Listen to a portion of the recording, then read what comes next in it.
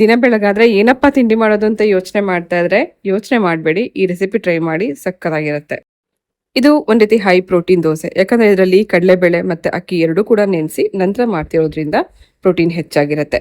ಅಕ್ಕಿ ಮತ್ತೆ ಕಡಲೆಬೇಳೆ ಎರಡೂ ಕೂಡ ಸಮ ಪ್ರಮಾಣದಲ್ಲಿ 3 ಗಂಟೆ ನೆನೆಸಿ ನಂತರ ರುಬ್ಕೊಳ್ಳುವಾಗ ಬೆಳ್ಳುಳ್ಳಿ, ಶುಂಠಿ, ಸ್ವಲ್ಪ ಅರಿಶಿನ, ಅಚ್ಕಾರದ ಪುಡಿ, ಜೀರಿಗೆ, ಕರಿಬೇವು, ಉಪ್ಪು, ನೀರು ಹಾಕಿ ಗ್ರೈಂಡ್ ಮಾಡ್ಕೊಂಡ ನಂತರ ಕಟ್ ಮಾಡಿರುವಂತ ಕೊತ್ತಂಬರಿ ಹಾಕಿದ್ರೆ ಇನ್ಸ್ಟೆಂಟ್ ದೋಸಾ ಬ್ಯಾಟರ್ ರೆಡಿ ಆಯಿತು. ಇದರಲ್ಲಿ ಬೇಳೆ ಹಾಕಿರೋದ್ರಿಂದ ಪ್ರೋಟೀನ್ ಹೆಚ್ಚಾಗಿರುತ್ತೆ.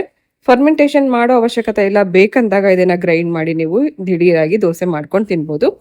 ಕಾವಲಿ ಬಿಸಿ ಮಾಡ್ಕೊಂಡು ಗ್ರೀಸ್ ಮಾಡಿರುವಂತ ಕಾವಲಿ ಮೇಲೆ ನೀವು ಎಷ್ಟು ತೆಳ್ಳಗೆ ಬೇಕಾದ್ರೆ ಈ ದೋಸೆ ಹಾಕೋಬಹುದು, ಅಷ್ಟೇ ರುಚಿಯಾಗಿ ಕ್ರಿಸ್ಪಿಯಾಗಿ ಬರುತ್ತೆ.